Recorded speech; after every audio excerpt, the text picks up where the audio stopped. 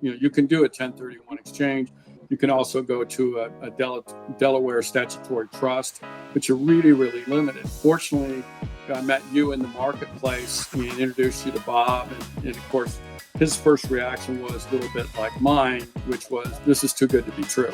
It just, and so we met, we had multiple conversations. You introduced us to the legal counsel that you use. And through those conversations, we started to gain, real confidence that, hey, this could really work. And then I think you might recall, we invited our CPA to a meeting with you guys. And we told him, we had a conversation with him before our meeting. We told him, our goal for you is to tear this apart. We want you to shoot it down every angle that you can. And so we prepped him as much as we could, because we told him at that time, in which I've shared with you. I think I even told you before the meeting. The goal was, if there's a hole in this, we want to find it right now, not 5 years down the road. All right, Brett Swartz with Dan Palmer, everybody, Capital Gains Tax Solutions. That is another client success story from a client maybe just like you, or a potential client like you, who's looking at our services and is saying, wow, is this too good to be true? Like, what if my CPA doesn't know about it? Dan, what did you pick up from Kent today? By the way, his property with his business partner, his name was Bob, who's also a client of ours. They ran an insurance agency for 25 plus years as partners, and they had a large office building near the John Wayne Airport in Orange County. And so that's kind of the context of this. So they're out of California, very successful business and insurance agency, partners for many, many years, having this huge exit on their business. So what did you catch from what Kent said, and maybe some wisdom for anyone who's looking at our services, Dan? Yeah, I really liked his story, at the end where he talked about him and his partner feeling pretty good about the deferred sales trust, but wanting to get another set of eyes on it, and inviting their CPA. And before he met with us and the tax attorney that we work with, he basically said, hey, your goal in this is to rip this apart and destroy it and find the holes in it. And it's funny because I've officiated a lot of weddings, and when I do premarital counseling, I do the same thing. I go, hey, if you guys are meant to be, I can ask any question and you guys are going to survive through it because you're made to be together. But if I can separate you, it's better now than 10 years down the road when you have kids involved and your finances are intertwined. So I'm going to ask everything now before you've gotten, and so when he was sharing that story, I was thinking about that same idea. And for him to bring his CPA and say punch holes in it, and for him to come in, and he probably wanted to punch holes in it, but to realize that there's a very effective, long-term, 30-year legal track record, including multiple audits that have all been passed, no findings, no change, and to find out that it's not tax evasion, it's not tax avoidance, it truly is tax deferral. Which is in the tax code, gives people a lot of confidence because their CPA is like the professional. And they're like, yeah, this is a great opportunity, but I want the professional with me to look into it and kind of give me the go-ahead. That can never happen unless the CPA actually joins the call, right, Brett? If the CPA is not there, the CPA is not going to give you the green light to go ahead because there's no upside for them. If it goes bad, it's on them at that point. And if it goes good, it's just chance in their mind because they don't know what it is. So I love that part of the story, that he invited their CPA with the express desire to kind of punch holes. And then the CPA heard about it and was like, wow, this actually is really flexible, really powerful, has a ton of benefits over the 1031 exchange and the Delaware statutory trust. And they ended up being long-term clients of ours. Absolutely. You go to capitalgainstaxsolutions.com to get started, capitalgainstaxsolutions.com on a no-cost consultation call. Yeah, and I love all of that, Dan. I'd also add, I think about don't trust and verify, right? So that's fine to come with a very, skeptical, cautious, you're not sure. Like, start with a default of, okay, assume this is wrong, punch the holes, and then if it's right, like let the evidence lead to where it's at and verify. And that, like you said, the track record of thousands of transactions. It's been over about 35 audits at this point. All no change, no findings. Most of the deals done in California. My story is very similar. I was at Marcus and Millichap, and when we heard about this for the first time, I'm like, whoa, this sounds way too good to be true. We were so used to the 1031 exchanges. It's 2008. The crash happened in 2009. We heard about this, and we're like, wait, had we known, you're saying that we could have done something very different and helped a lot of people. And that's what got me at least motivated enough to be curious to see if this is really real. I also like how Kent got really clear, right? He got really clear on like what he wanted. For him and for a lot of our clients, they want truly passive income. They want to be able to retire. They've been working for decades, and now this is their opportunity to relocate. Kent ended up relocating to Oregon, spend time closer to family. An opportunity to have this new adventure, this new chapter of their life, and not letting the tax tail wag the, let's just call it the lifestyle or the day-to-day, because a lot of people just settle for doing that 1031 exchange, and they're, it's like the movie The Godfather. Like they try to get out, and they just, they pull them back in, right? And it's like, and the cost of insurance and the cost of headaches with deal with tenants and all of those things that are associated with owning investment real estate. He was really clear on what he wanted. He was also happening to transition from his business and getting a little bit more out of insurance, the insurance running the day-to-day. And then number two, he got unstuck. The stuck was like, hey, we don't want to make a big decision that's going to put us in a place that we don't want to be. How do we get unstuck? Well, we take action and we bring the CPA to the call. And so one of the biggest things that we can encourage you, the listener, today is to bring the CPA. Have the open dialogue.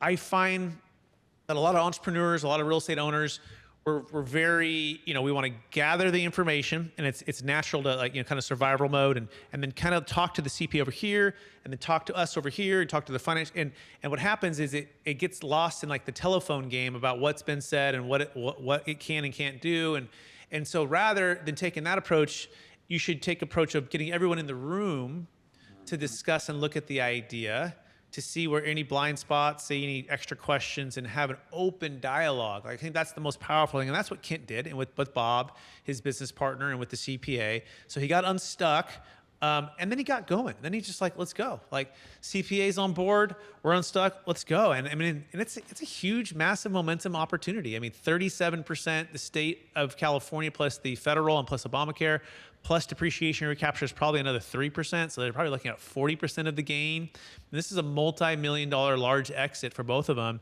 And the generational opportunity here. So you got to get clear, you got to get unstuck, you got to get going. And then you want to bring people into the room. Again, capitalgainstaxsolutions.com to get started. So Dan, that's one of the biggest objections, is just that.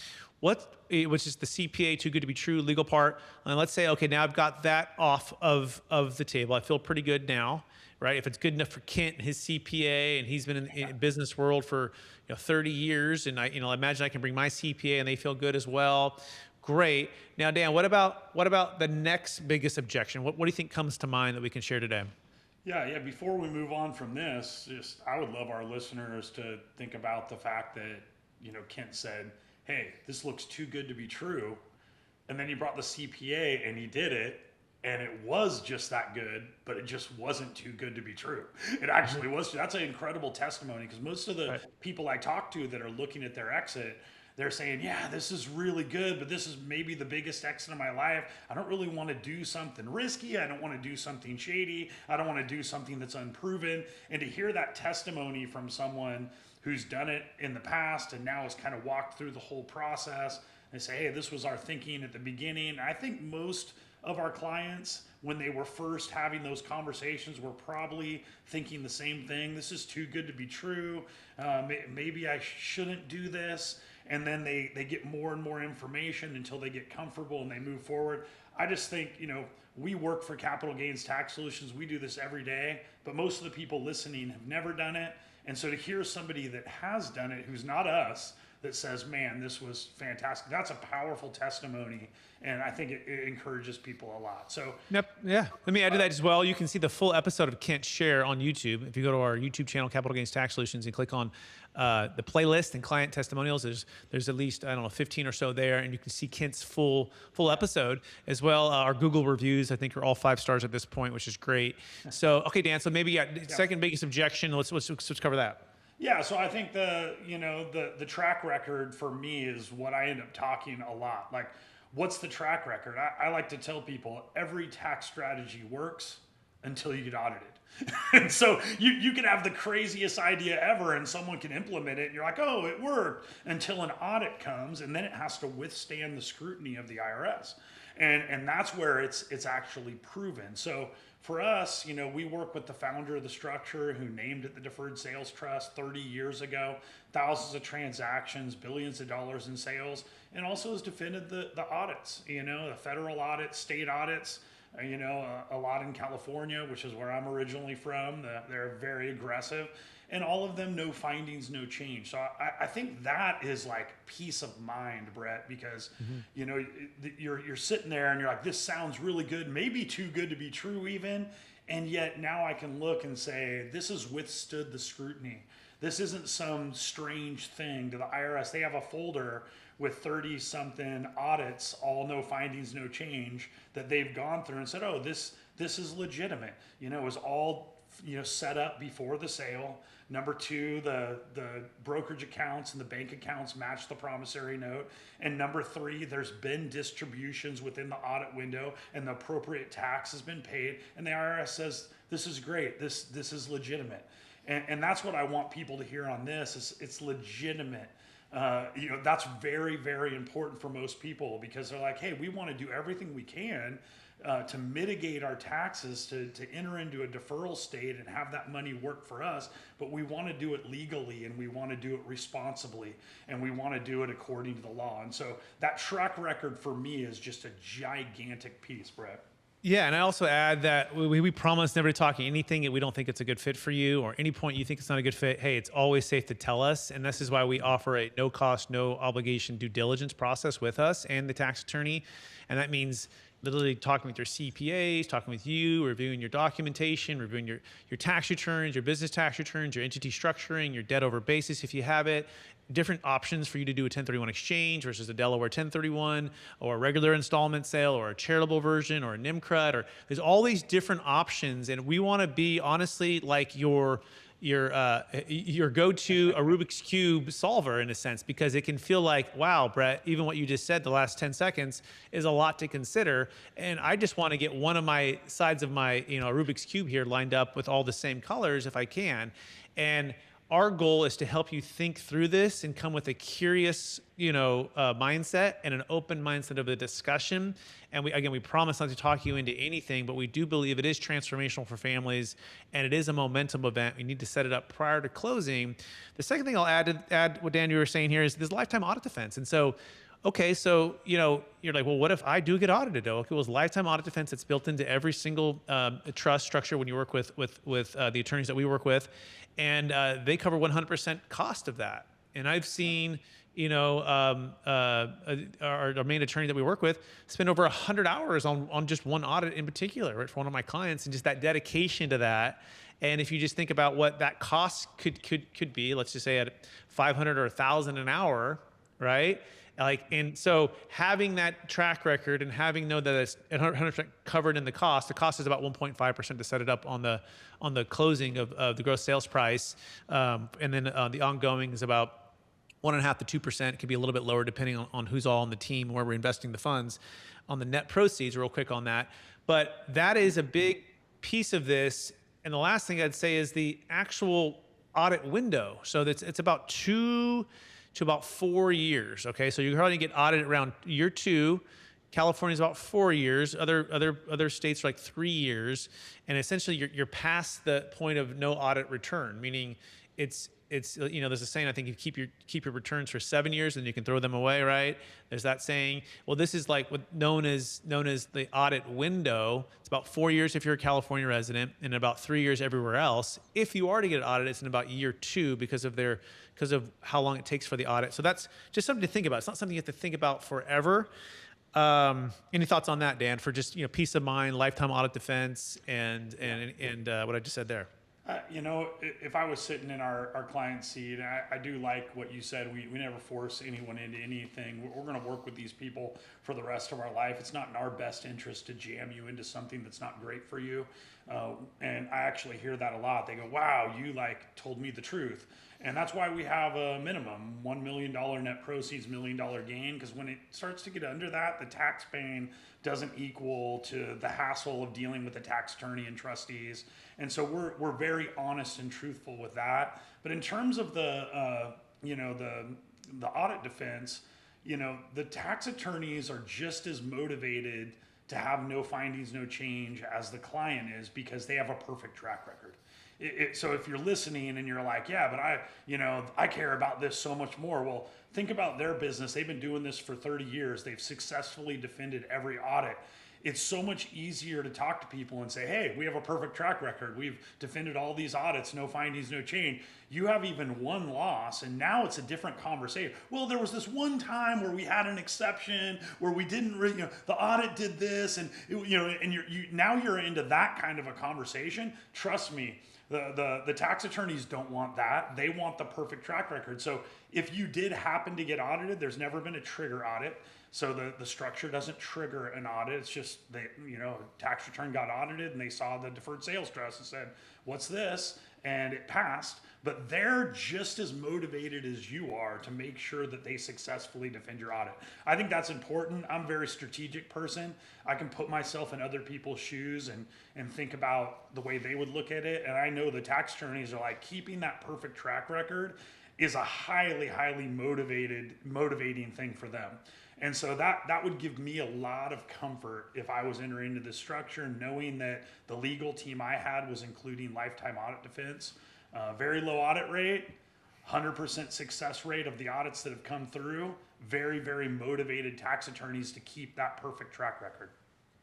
Perfect. And I would say go to capitalgainstaxsolutions.com to get started, and cost consultation call to build a capital gains tax exit plan. I want to cover just who qualifies, and then we'll kind of wrap it up. And so if you're selling, like Dan said, anything that's above $1 million net proceeds, $1 million gain, and it can be publicly traded stock. I know there's a lot of SpaceX, Anthropic, OpenAI, other stocks that are doing really well right now, that if you have over $1 million gain in a single stock, you can qualify to use the structure. It can be public or private stock. Businesses, we're doing a lot of business exits right now. Tech companies, jet companies, car washes. We actually helped the CPA recently exit his practice. Businesses is one that is kind of top of mind right now. And of course, real estate, right? We can do primary homes or investment real estate. We can also save a failed 1031 exchange. And so if you're an advisor listening to this, we also want to reach out to you. We're very advisor centric. We want to work with you, the financial advisor, the CPA, the tax attorney, the estate planning attorney, to help be your wingman for the exit for your clients, and where we can all work together and collectively serve the client at a high level. Again, go to capitalgainstaxsolutions.com to get started. That's capitalgainstaxsolutions.com. Dan, any last thoughts before we let everybody go? Yeah, I would encourage you to go listen to Kent's podcast.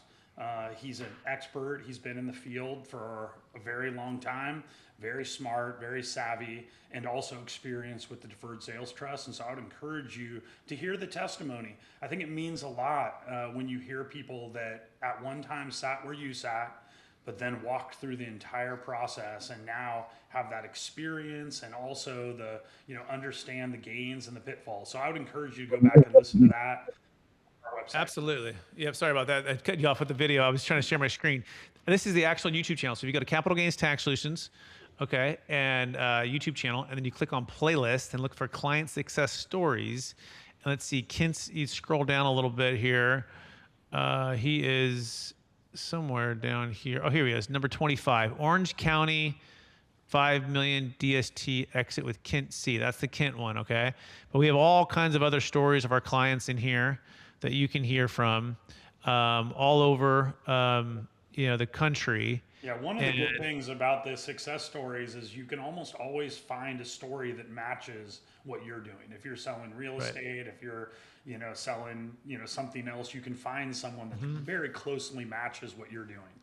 Yep, we've also done with coin as well. First to ever do it with Bitcoin and other coins. So, hey, I'm Brett Swartz. He's Dan Palmer. Appreciate you listening today. Please do reach out to us. We'd love the opportunity to connect with you. Go to capitalgainstaxsolutions.com to get started.